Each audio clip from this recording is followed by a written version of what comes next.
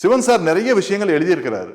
ஆனா அவரோட எழுத்துக்கள் புத்தகமா வெளிவந்தது பாத்தீங்கன்னா ஏணிப்படிகளில் மாந்தர்கள் அப்படிங்கிற ஒரு பொக்கிஷம். இந்த புத்தகம் ஒரு என்சைக்ளோபீடியான்னு சொல்லலாம். இந்த புத்தகம் நம்ம வீட்டில் இருந்தனாக்க அந்த புத்தக ரூபத்துல அவரே நம்ம வீட்டில் இருக்கிறார் அப்படிங்கிற ஒரு நம்பிக்கை. இப்போ அந்த புத்தகத்தை நான் உங்களுக்காக வாசிக்கிறேன்.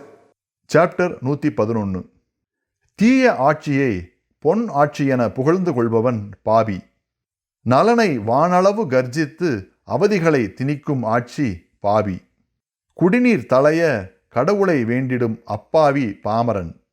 மக்கள் நலனை விரிக்காமல் வழங்கிய பிரிட்டன் விவேகி. தீயோர் பெருகாத நாட்டில் இனாம் குடிநீர் என்பான் சாது.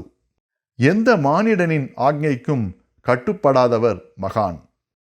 இயன்றும் இகழ்வோரை சபித்து விடாதவர் துறவி. சாப்டர் 112. வெள்ளம் பஞ்சத்திற்கு தமது ஆட்சியை ஒப்பாதோர் பாவி. மக்கள் செயலாலும் இயற்கை சீற்றமென்பான் பாமரன். இவைகளை தவிர்க்க பாவிகளை அழிக்கும் ஆட்சி விவேகி. போதனையால் அகிலம் திருந்தாது என்பான் சிறந்த விவேகி.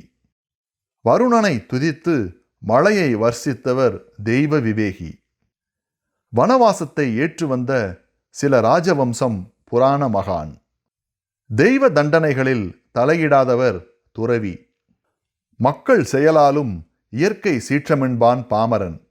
விளக்கம்: இராஜாங்கங்கள் அநீதிகளை இழைத்தாலும் அல்லது வாழ்க்கை இன்னல்களால் பிரஜைகளை தவிக்க வைத்தாலும் அல்லது தங்களை ஆண்டு கொள்ள தகாத கொள்கைகளை வகுத்தாலும் அல்லது பெரும்பாலான பிரஜைகள் பாவங்களில் முன்னேறிவிட்டாலும் அத்தகைய நாடுகளில் தானியம், குடிநீர் போன்றவைகளின் பஞ்சம் நித்தியகண்டம் பூர்ணாயலைப் போல அவ்வப்போது விட்டுவிட்டு தோன்றிக்கொண்டே இருக்கும்.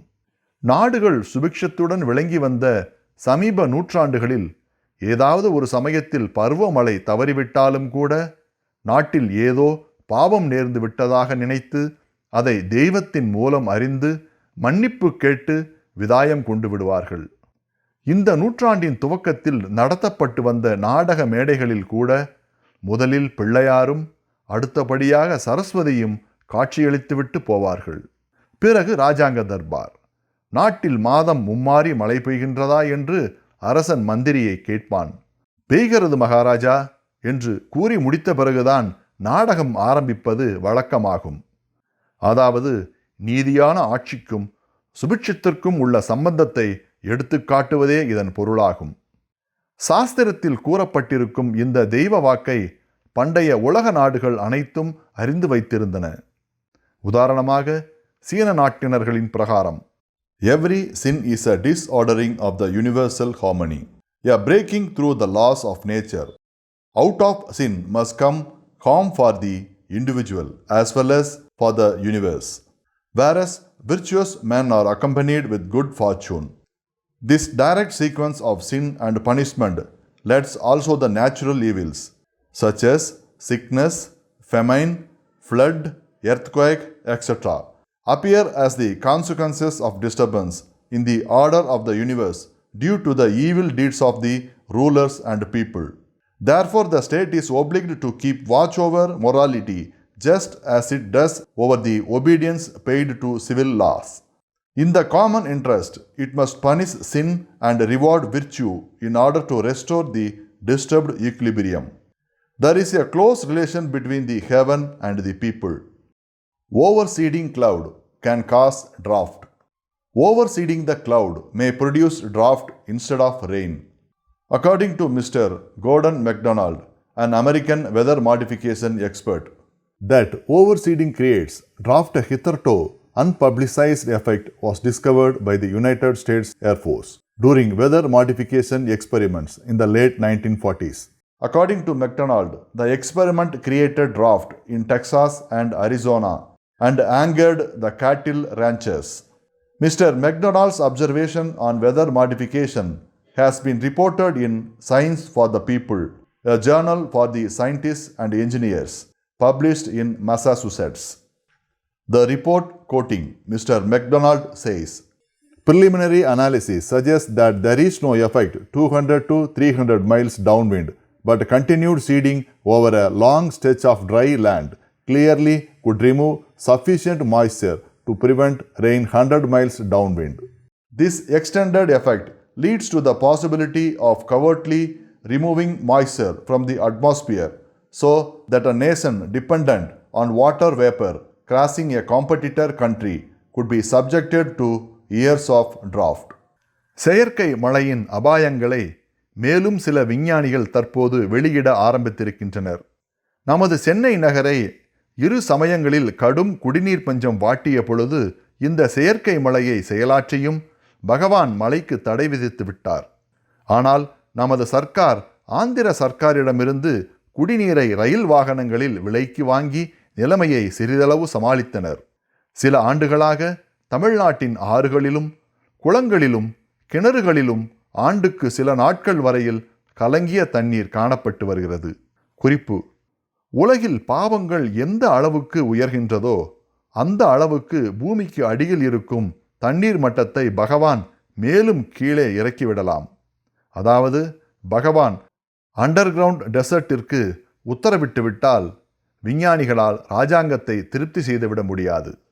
பஞ்சத்தை நிவர்த்திக்க விஞ்ஞானிகள் முயற்சி எடுப்பதை காட்டிலும் மக்கள் அனைவரையும் யோக்கியர்களாக நிலவ வைக்க இராஜாங்கத்துக்கு யோசனை கூறினால் மேலானதாகும். சாப்டர் 113. இயற்கை கோரங்களை முறை ஜுரம் போல் ஏற்கும் ஆட்சி பாவி. இயற்கை நாசங்களை சுட்டிக்காட்டி கைகழுவும் ஆட்சி பாவி. இந்த பொறுப்பற்ற பேச்சை ஆமோதிக்கும் கீழோர் பாமரன். இத்தகைய பேச்சுக்கு பதில் கொடுக்க துணியாதவன் விவேகி. விஞ்ஞான முறைகளினால் விஷபண்டங்கள் என்பான் விவேகி. தீய ஆட்சியால் இயற்கையின் சீற்றமென்பான் முதிய விவேகி. ஆட்சியை தாம் அறியாமலேயே ஏற்று வந்தோர் மகான். வேந்தர்களுக்கும் தண்டனை கொடுக்க வல்லவர் துறவி. விஞ்ஞான முறைகளினால் விஷபண்டங்கள் என்பான் விவேகி. விளக்கம்: poisoning the human system by pesticides. The use of DDT and other pesticides posed problems of slow poisoning and in the field of toxicology. Even the most advanced countries had missed something fundamental and were groping in the dark for several years, not knowing about the accumulated poisons of specific nature in the human system, said A.R. Natarajan, Director, CEL. Dr. Natarajan, who attended an international conference on drug abuse and poison control in New York and a world conference of the Association of Forensic Toxicologists, said two instances could be cited and these came up for discussion at these conferences. One related to the evidence of mercury poisoning in slow degrees in Sweden and other to the DDT poisoning in the United States. In the course of the last 70 years, the concentration of mercury lead has gone up considerably in the soil, plants, and in the marine organisms in Sweden. No survey was made till recently. Now it was found that people were affected by mercury poisoning. It was only by process of systematic analysis that scientists were able to establish that there were organisms both in the soil and under the surface of the sea, which could convert organic mercury into soluble organic mercury, which accumulated in plants and fish in high concentrations. The source of mercury was traced to the mercury chloride used in Sweden's paper industry, whose effluents were let into the water sources. Similarly, DDT did not easily undergo a breakdown but got into fatty system of any tissue and stayed there for long. It had been found that DDT was assimilated into the fatty tissue of the birds which ate DDT sprayed fruits. The DDT poison got assimilated in the human system when people consumed the flesh of those birds. One could learn about the process only indirectly. The poison might come in insidiously without anybody knowing it. As a toxicologist, he was concerned over the possible effects these powerful weapons might have on human beings 2 or 3 generations later. ஆட்சியை தாம் அறியாமலேயே ஏற்று வந்தோர் மகான். விளக்கம்: புராண காலத்திய சில ராஜ்யங்கள் மகான்களின் ராஜ்யங்களாக கருதப்பட்டு வந்தன. இத்தகைய ராஜ்யங்களில் ஒவ்வொரு பிரஜையும் பிறருடைய நலனுக்காக வாழ்ந்து வந்தான். எனவே மகான்கள் ஆட்சி புரிய தேவையற்றவர்களாக விளங்கினார்கள். எனவே அரசு தம்பதிகள் ஒரு சில பரிவாரங்களுடன் கானகத்தில் தெய்வீக வாழ்க்கையை ஏற்று வந்தனர். இத்தகைய ஓர் மகான் ஓர் மகத்தான தெய்வ யஜ்ஞம் புரிய மனம் கொண்டார். அக்காலத்தில் லங்காவும் இந்த மகானின் சிற்றரசாக இருந்தது. ஆனால் ராவணன் கப்பம் கட்டுவதில்லை. இந்த மகானோ எதை பற்றியும் யாதும் அறியாதவராவர். எனினும் கூட இருந்தவர்கள் இந்த யஜ்ஞத்தின் பொருட்டு லங்கைக்கு சென்று பொருள் வாங்கி வருவதாக தெரிவித்து புறப்பட்டனர். அவர்கள் ராவணேஸ்வரனை அணுகினர். ராவணன் எத்தகைய பதிலை கக்கியிருப்பான் என்பதை கூறத் தேவையில்லை. பொறுமையுடன் செவிசாய்த்த சீடர்கள் இலங்கை கோட்டையின் வாயில்களையும் மதில்களையும் மண்ணினால் சின்னஞ்சிறியதாக அமைத்து, இதோ பாருங்கள், எங்கள் மகானுடைய பெயரை ஸ்மரித்து இந்த மண் அமைப்பில் ஒரு துளி மண்ணை எடுத்தாலும் உங்கள் கோட்டையின் அந்த பாகம் இடிந்துவிடும் என்று கூறிவிட்டு வடவாயிலில் உள்ள மண்ணை சற்று சரித்தவுடன் வடகோபுர வாயில் திடீரென்று இடிந்து விழுந்தது. ராவணன் உண்மையிலேயே சற்று அயர்ந்து போனான். பிறகு யஜ்ஞத்திற்கு வேண்டிய பொருள்களை தனது தூதர்களின் மூலம் கொடுத்தனுப்பியதுடன் சீடர்களின் மூலம் மகானுக்கு தனது அஞ்சலியையும் தெரிவிக்க சொல்லி அனுப்பினான். புராண காலத்தில் நிகழ்ந்த இந்த தெய்வீக நிகழ்ச்சியை நினைத்து நான் ஆச்சரியப்படவில்லை. ஆனால் இந்த கலியுகத்தில், அதிலும் கிறிஸ்தவ மதம் தோன்றிய பிறகு கிபி 842 தெய்வ மதத்திய போலந்தில் ஓர் மகான் தோன்றியதையும் ஆட்சியை ஏற்க இரு தெய்வங்கள் அவருக்கு ஆக்ஞையிட்டதையும் அந்த மகான் ஆட்சியை ஏற்றும் ஓர் மகானுடைய வாழ்க்கையையே பின்பற்றி வந்ததையும் நினைத்து நான் ஆச்சரியப்படாமல் இருக்க முடியவில்லை. வேந்தர்களுக்கும் தண்டனை கொடுக்க வல்லவர் துறவி. விளக்கம்: ஞானிகளும் துறவிகளும் எத்தகையவருடைய மனதையும் புண்படுத்தி விட மாட்டார்கள். சாப்டர் 114. பண்டங்களின் தாளாத விலைக்கு மூலமான ஆட்சி பாவி. ஏட்டிலும் படத்திலும் உணவை குவித்து காட்டும் ஆட்சி பாவி. நவீன விஞ்ஞான சாதனங்களை பாராட்டி புகழும் ஆட்சி பாமரன். தெய்வ சிருஷ்டிகளின் சோதனையை ஒப்பான் சிறந்த விவேகி. கருணையான தெய்வ அருளை போற்றி புகழ்பவர் மகான். விஞ்ஞான கருவியின் சோதனை கப்பால்பட்டவர் துறவி. விஞ்ஞானமயமாக வியாபித்திருப்பவர் ஞானி. சாப்டர் 115. பயம், வறுமை, நோய் மூன்றும் இயங்கும் ராஜ்யம் பாவி. விஞ்ஞான சாதனங்களின் விளைவுகளை அறியாதவன் பாமரன். அந்த விளைவுகளை சோதித்து விளக்கும் விஞ்ஞானி விவேகி. நவீனத்தின் முடிவான பேராபத்தை எச்சரிப்பார் சிறந்த விவேகி. வாழ்க்கை விஞ்ஞானத்தை போதித்து வந்தவர் தெய்வ விவேகி. தெய்வீக விஞ்ஞான மகிமையை கண்டுகளிப்பவர் மகான். தகாத விஞ்ஞானத்திற்கு முடிவு கட்ட வல்லவர் துறவி. விஞ்ஞான சாதனங்களின் விளைவுகளை அறியாதவன் பாமரன். அந்த விளைவுகளை சோதித்து விளக்கும் விஞ்ஞானி விவேகி.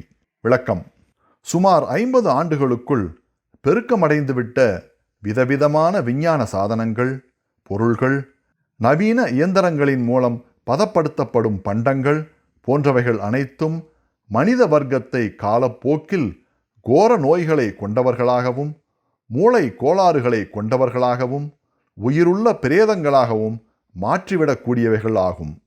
விஞ்ஞான மயங்களை ஸ்பரிசிப்பதாலும் சுவாசிப்பதாலும் கண்ணுறுவதாலும் செவியாற்றுவதினாலும் உட்கொள்ளுவதினாலும் மகிழ்ந்து அனுபவிப்பதினாலும் ஏவி விடுவதினாலும் வியாபிக்கப்படுவதினாலும் எறும்பூர கல்லும் தேயும் என்பதற்கேற்ப நம்முடைய சருமம், ஈரல், ஹிருதயம், லிவர், இரத்தம், நரம்பு, கிட்னி போன்ற பல உட்புற உறுப்புகளும் கெட்டுப்போவதற்கு ஆரம்பித்து விடுகின்றன. இதன் மூலம் இரத்தமும் அதனுடைய சத்தான இந்திரியமும் கோளாறுகளை ஏற்றுவிடுகின்றது. தற்போது நம்மில் பெரும்பாலோர் ஓர் கடுகளவு விஞ்ஞான நோய்களை ஏற்க ஆரம்பித்து விட்டதுடன் நம்முடைய பிந்துவிலிருந்து பிறக்கும் குழந்தைகளும் அந்த நோய்களுக்கான ஓரளவு விதைகளை தாங்கி பிறக்க ஆரம்பித்திருக்கின்றன. இந்த குழந்தைகள் வயது வந்தவுடன் அதிகமாக பாதிக்கப்படாமல் இருந்தாலும் இவர்களும் விஞ்ஞான சூழ்நிலையில் வாழப்போவதால் இவர்களுக்கு பிறக்கப் போகும் குழந்தைகள் மேலும் ஓரளவு ஆபத்தான விதைகளுடன் பிறக்கப் போகின்றன. இந்த நோய் விதைகளும் அக்காலத்திய விஞ்ஞான சூழ்நிலையும் கூடும்போது மனித வர்க்கம் விதவிதமான கோர நோய்களை ஏற்கப் போகின்றது.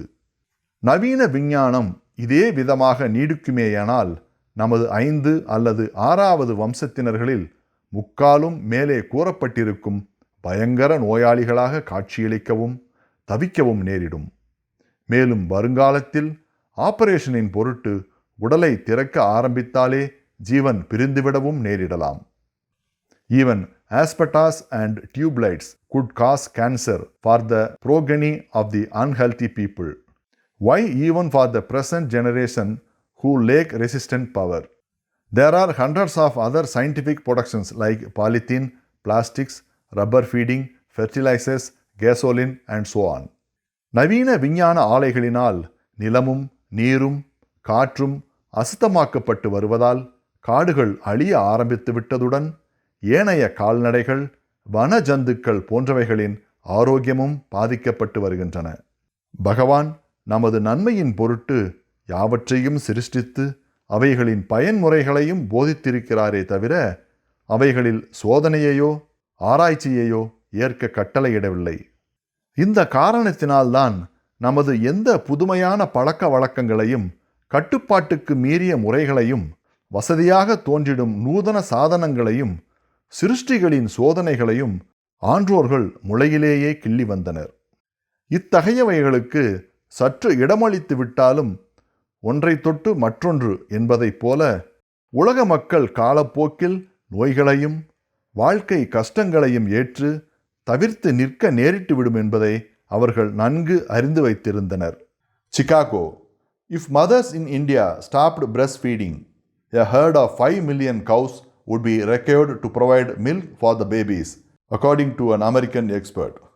Mr. Jellyfi said decline in breastfeeding contributes to development of infantile disease such as diarrhea and marasmus, an emaciating disease that infants often get when placed on other foods.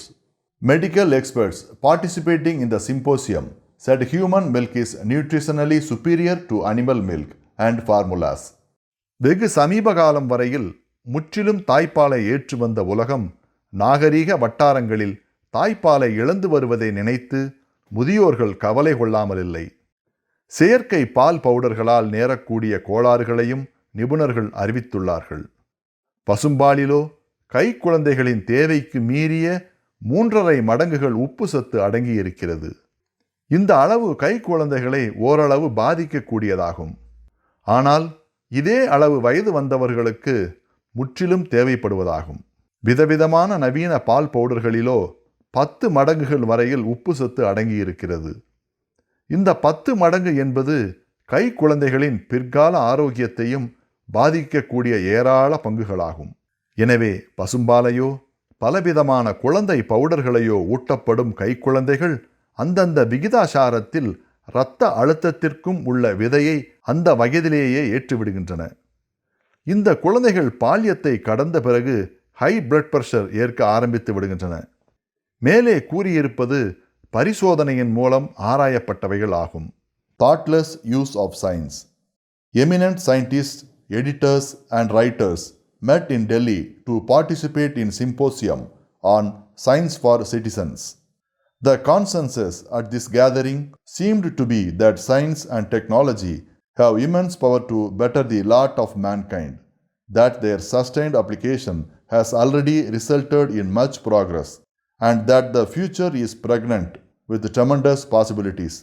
In contrast to the above rosy picture of the role of science and technology, another view has been propounded in a series of articles in a popular science magazine of Britain by eminent scientists of the West. The main burden of their writings was that the very success of science and technology in solving the immediate problem in the short run, and they were afraid that many of the long-term effects of the application of science and technology far outweigh the immediate benefits of such application. Ecological balance. One of the major problems facing this country is food shortage.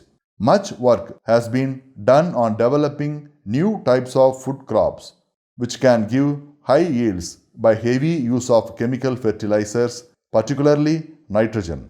These fertilizers do greatly increase the immediate crop yields, but at the same time, the impoverishment of soil organic matter by altering the physical character of the soil sharply reduces the efficiency with which the ordered fertilizer is taken up by the crop. As a result, unused nitrogen fertilizer drains out of soil into rivers and lakes, causing overgrowths of green plants and resultant organic pollution. Another example of relevance to this country is the massive use of synthetic insecticides. Recent reports from various countries of Asia, Africa, and Latin America show that such massive use, while being immediately beneficial, has greatly upset the ecological balance in the world. These insecticides kill the natural predators and insect parasites, which keep the spread of other insects and pests under control. Once such control is removed, major outbreaks of insects and pests have been induced at regular intervals. While the cycle is not fully understood, the hazard is recognized and use and even manufacture of DDT is now being banned in several countries. Another problem of relevance to this country is nuclear power. The multiplication of nuclear power stations is going to increase the incidence of cancer of the thyroid manifold. At the same time, the release of hot water from these stations into the rivers, lakes, or the sea has tended to raise the temperature of water and thus kill many fishes and plants which are sensitive to such changes. There are many other examples. Invisible lead contamination. Pasadena, California. A geochemist says industrialization has created an invisible, potentially dangerous film of lead that coats the earth and nearly everything on it. If we had a sensitive spectacles, we could see the streets brilliantly painted with lead, says Dr. Claire Patterson of California Institute of Technology. Minute particles of lead come from leaded automobile gasoline and industry, coat sidewalks, foliage, buildings, automobiles, clothing, food, and human bodies. Were the lead visible, you would see it hovering over freeways and streets, he says. According to him, most people do not have the classic symptoms of lead poisoning, irritability, and hallucinations that sometimes lead to permanent brain damage. But human beings may have symptoms of lead poisoning as yet unrecognized, he adds. He says more than 80% of the lead in grass and mice is of industrial origin. In populous areas, 90% of the lead is from industrial sources. Man has 100 times more lead in his body than he would if lead technology had never been used. He pointed out, if all the automobiles in the world stop burning leaded gasoline instantly, lead contamination will drop in 30 days. But Dr. Peterson believes it will take centuries to get rid of the pollution. Professor H.A. Schroeder of Dartmouth Medical College told the Senate subcommittee that the health of the people is endangered not so much by the contamination as by the refinement of the food products.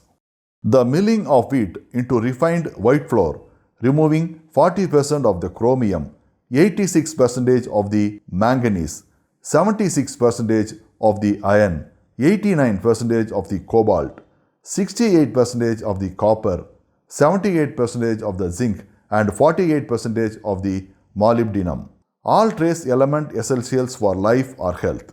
After the residue is removed, the nutritive best is fed to the pigs.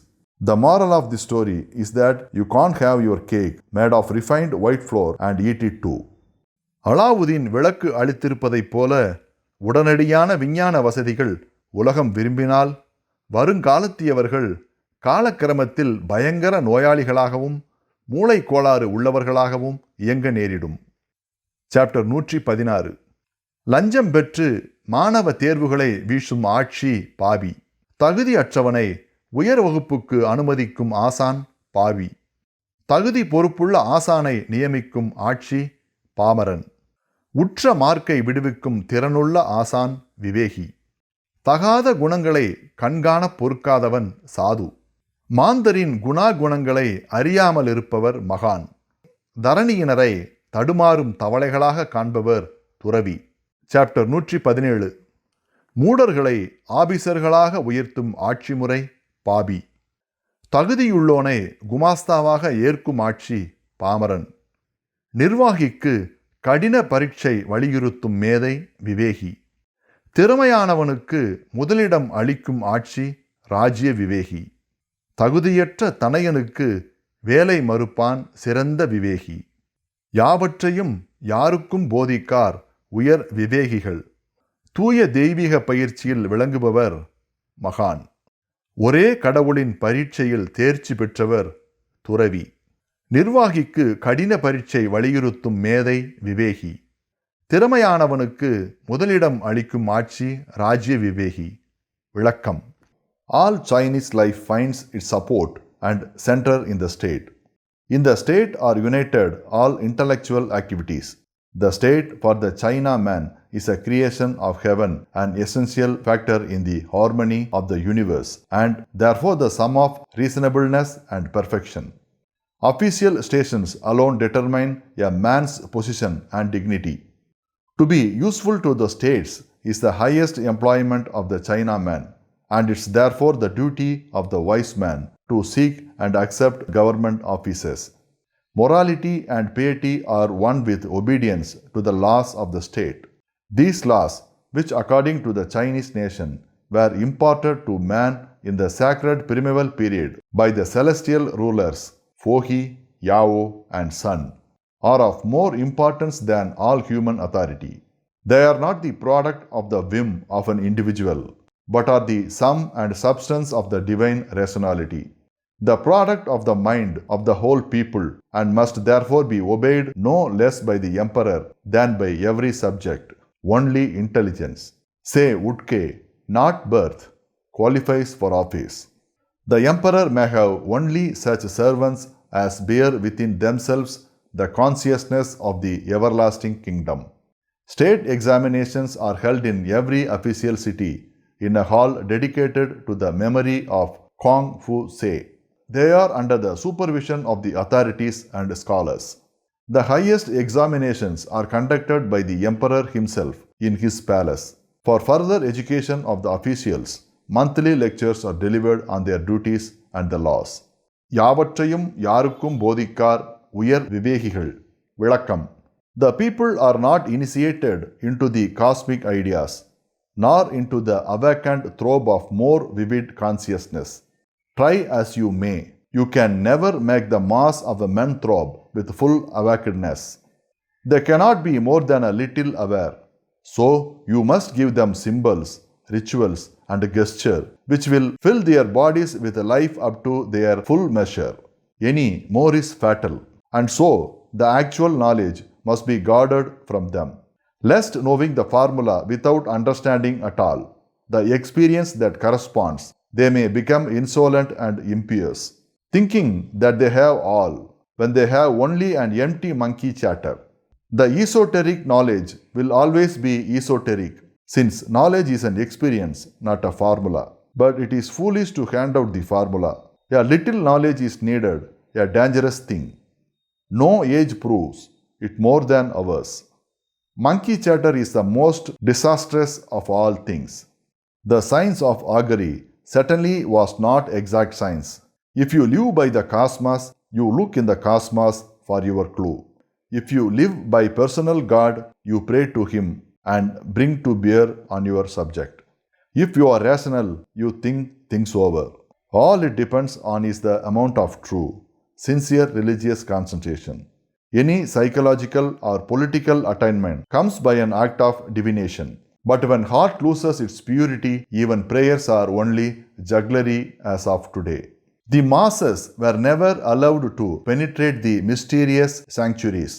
Indeed, in most ancient temples world over, the capacious interior courtyards were much as they dared not enter. Such was the exclusive character of this religion, wherein priestly exclusiveness played the central part. I thought of the freedom of mosque and church, and I understand again why the priests who had overreached themselves in their efforts to gain and maintain power finally lost every shred of their influence. Freely you have received, freely you should give, was a biblical sentence which did not apply to their days. They took and gave with utmost reserve and caution. That was why the ancients were able to impart recondite esoteric knowledge to the qualified initiates through the divine mysterious, whereas the Christian missionary is dealt with gospel events and lip services only. The initiates who were admitted to the ancient mysteries not only gained the power of wisdom, but had an insight into the cosmic divinities and secrets of the universe. Paul Brunton. Chapter 118. மூடர்களை ஆசான்களாக அமர்த்தும் ஆட்சி பாவி. உதவாக்கரைகளால் ஆபீசுகளை நிரப்புபவன் பாவி. திறமையற்றவனை ஊழியனாக்க மறுப்பவன் பாமரன். மேல் கல்வியை ஒரு சிலரே உணர முடியும் என்பான் சாது. விமோசனமடைய தெய்வத்தை பற்றி கொள்பவர் மகான். விடுதலையடைய ஒரே கடவுளை பற்றுபவர் துறவி. சாப்டர் 119. ஆசானை ஏசி தாக்கிடும் ஒழுக்கமற்ற மாணவன் பாவி. ஆசானிடம் பண்புடன் நடந்து கொள்பவன் பாமரன். தன் தனையனைப் போல மாணவனை கருதும் ஆசான் விவேகி. ஒழுக்கமற்ற மாணவனை நீக்கிவிடும் ஆட்சி ராஜ்ய விவேகி.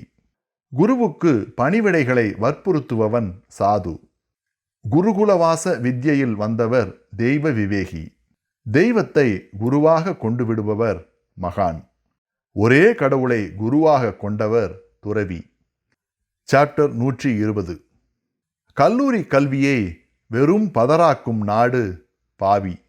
படிப்பாளியேனும் ஜாதி துவேஷமூட்டும் பதவியாளன் பாவி. பண்டிதனாயினும் வாதத்தில் கர்வமேற்காதவன் பாமரன். இன்றைய நமது தேச படிப்பை கல்வியாக ஒப்பான் விவேகி. கல்வி தளர்ச்சியின் விளைவை எச்சரிப்பான் சிறந்த விவேகி. தெய்வத்திடம் சரணடையும் தகுதியை பெற்றவர் மகான். மகத்தான மின்சார சக்தியை வகிப்பவர் துறவி.